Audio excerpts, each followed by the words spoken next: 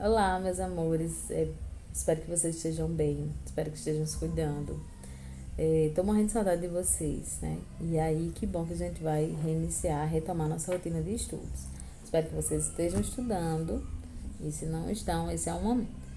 Então vamos lá. Hoje eu vou comentar um pouco com vocês a crise do Império Romano, né? Ou seja, as crises, na verdade, porque não ocorreu apenas uma crise, mas nós entendemos que várias crises fizeram com que desencadeasse o processo de declínio do Império, né? Ele primeiro se fragmenta, sofre essas crises, sofre as consequências disso para poder declinar.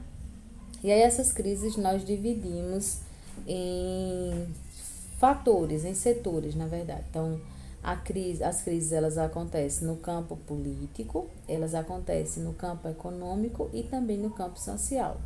Ou seja, os acontecimentos são dessas ordens, né?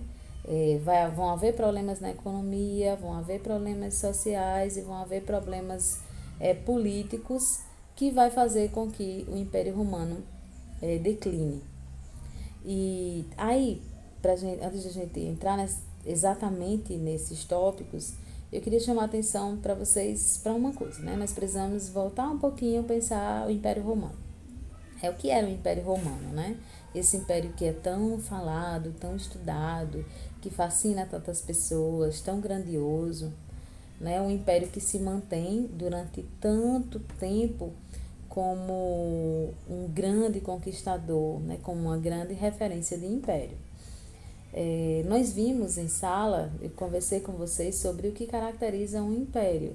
Vocês lembram? Então, veja só, quando um imperador, um líder político, ele conquista novos territórios e submete os povos que vivem naqueles territórios ao seu poder, isso se chama imperializar, ou seja, isso caracteriza o império. Então, Roma, que é na Europa, marcha, né, os soldados, o exército marcha até parte da África ou até parte da Ásia, e aí conquista aqueles povos e aí todo aquele território passa a ser Império Romano. Por quê?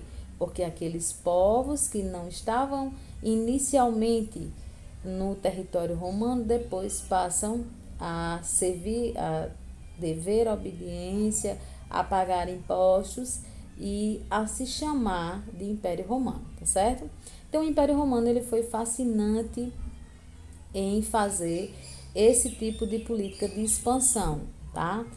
O Império Romano ele conseguiu conquistar boa parte, né? Ele se expandiu por boa parte da Europa, conquistou parte da Ásia, conquistou parte da África, se tornando um dos maiores impérios do mundo. E depois de um tempo, o império começa a cair, né? E aí por quê?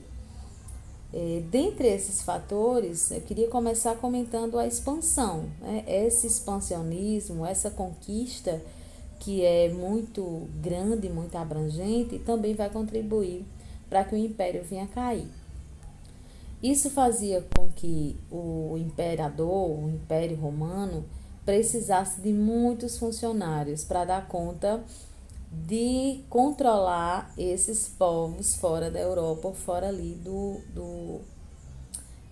do circuito da capital, tá? Então, isso é um agravante dentro da manutenção do império, para que o império continue sendo unificado, é necessário que tenha muitos funcionários, e isso vai ser muito caro para o Império Romano, tá certo?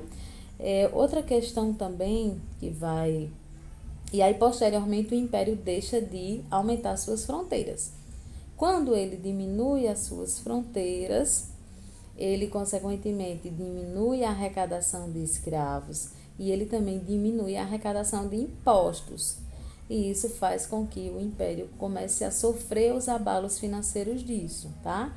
Então, a crise econômica começa a bater no Império Romano.